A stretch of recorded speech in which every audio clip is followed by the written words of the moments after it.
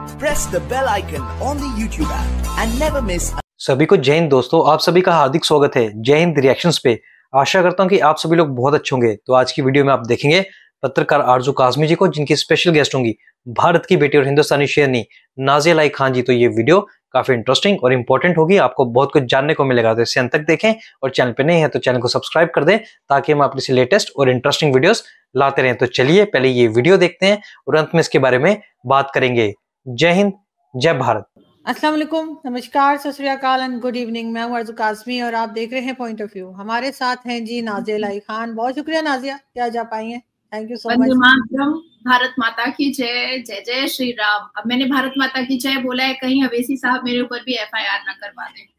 नहीं, बिल्कुल नहीं करवाएंगे, आई होप सो। और सबसे पहले तो खैर मैं यकीनन उनकी एक वीडियो, आपने मुझे एक वीडियो जो शेयर की है, मैं वो दिखाती हूँ और उसके बाद हम उस पे बात करते हैं।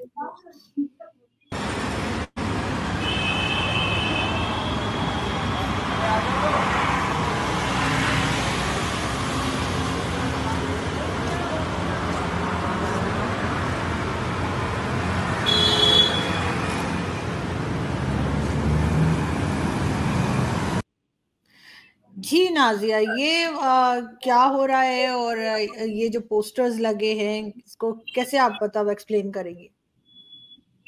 देखिए आरजू जी, मुझे तो इस पोस्टर में कुछ बुरा नहीं दिखा है।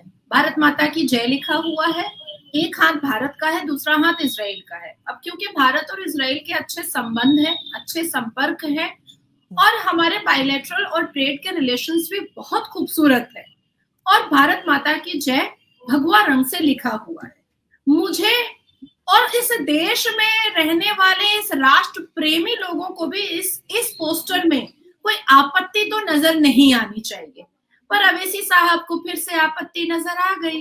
अवैसी साहब ने अपने किसी लल्लू पंजू को दे करके बेचारे बच्चों के ऊपर FIR तो ऐसा करवाया है जैसे लग रहा है कि हार्डकोर क्रिमिनल हो वो बेचारे बच्चे।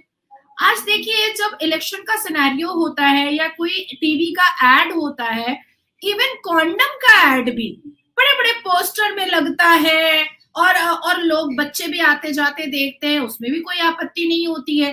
पर इस भारत में रहने वाला सदस्य के बंगले के बाहर जो भारत की सरकार ने जो बंगला दिया है और सम्राट अशोक के नाम का जो एरिया है, उस अशोका रोड पर जो बंगला है अवैसी साहब का, और उस पर एक स्टिकर, एक पोस्टर चिपकाया गया है जिसमें भारत माता की जय लिखा हुआ है, तो मुझे तो कोई आपत्ति नजर नहीं आ रही है। आपत्ति तो इस बात की है, जिस तरह से असदुद्दीन अवैसी साहब ने 18वीं लोकसभा के शपथ समारोह में जय फलस्तीन का जय जयकार कर डाला। आपत्ति तो इस पे होनी चाहिए, क्योंकि हमारे संविधान के आर्टिकल 102(1)D के तहत किसी भी दूसरे देश का जय जयकार शपथ समारोह के दौरान नहीं किया जाता है।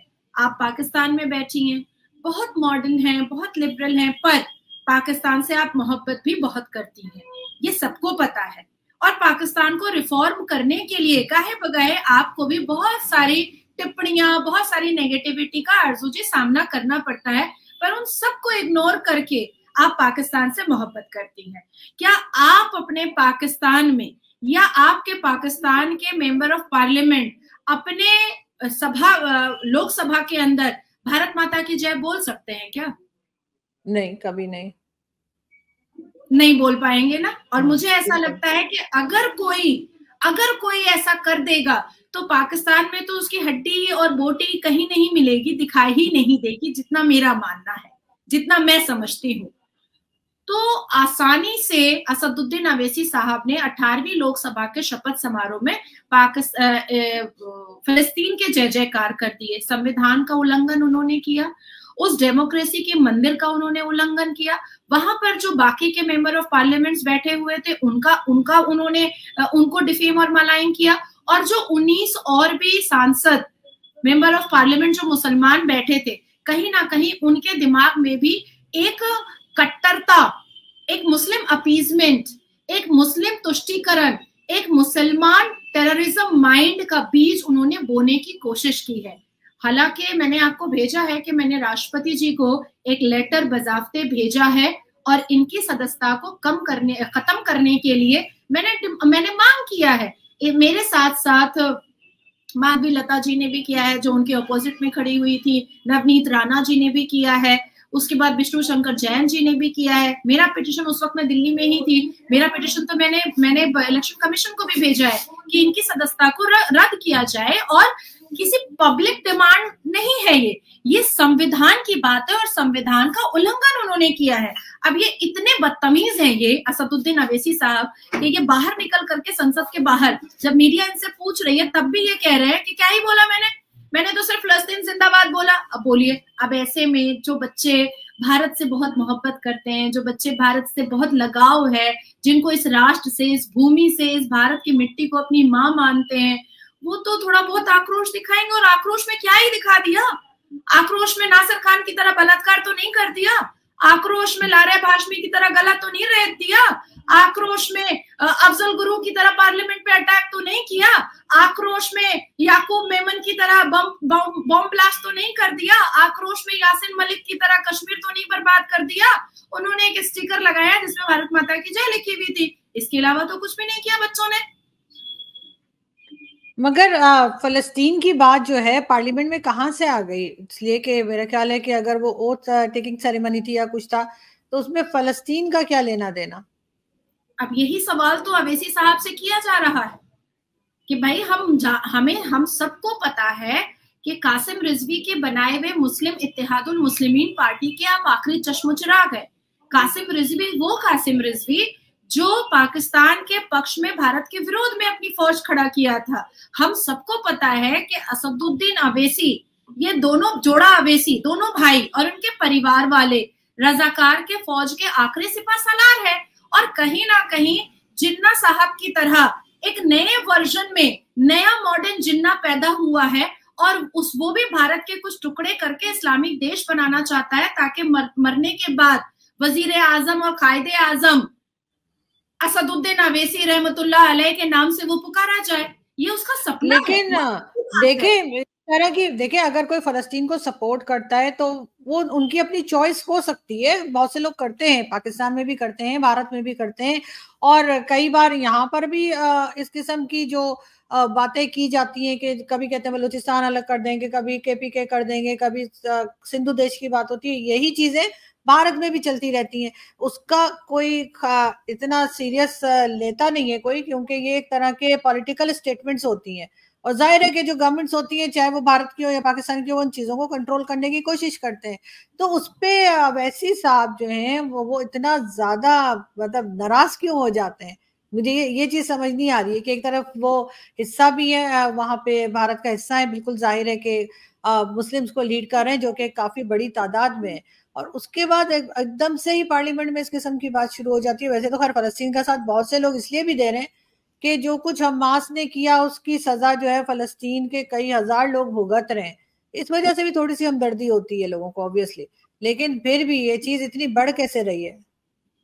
देखिए आरजू जी, मुझे ऐसा लगता है कि किसी चीज को पसंद करना या नापसंद करना ये व्यक्तिगत मामला होता है। जैसे मैं सलमान खान, शाहरुख खान, आमिर खान को कतई पसंद नहीं करती हूँ, बिल्कुल पसंद नहीं करती हूँ, लेकिन मैं ब्रैड पिट और टॉम क्रूज को बहुत पसंद करती हूँ, बहुत ज्यादा पसंद करती हूँ।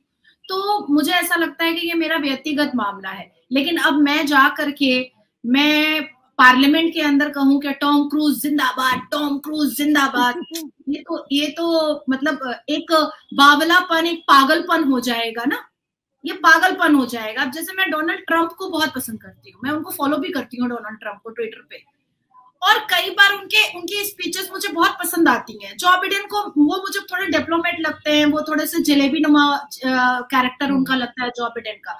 तो अब मैं जाकर के पार्लियामेंट में कहूँ डोनाल्ड ट्रंप जिंदाबाद, ये तो नहीं होगा ना, ये पॉसिबल ही नहीं है। एक गरिमा होती है हर जगह, हर एक जगह की। अब मैं the honourable supreme court of India में जाती हूँ, अब मैं वहां पर जाकर के बोलूं कि द कैलकाटा हाई कोर्ट जिंदाबाद, that's not good, that's completely not good.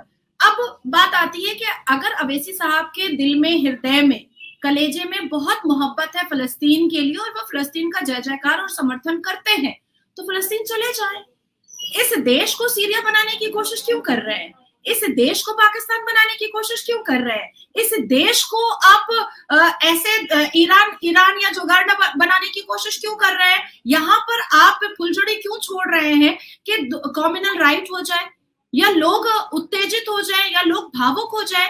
और एक गरिमा वाली जगह पर, एक संवैधानिक जगह पर आप शपथ ले रहे हैं और आपने वहां पर फलस्तीन जिंदाबाद बोल दिया, जबकि सबको पता है, इस पूरी दुनिया को पता है कि फलस्तीन जिंदाबाद बोलने वाला वो व्यक्ति जो मक्का मुअज्जमा के अंदर था वो भी जेल हिरासत में चला गया।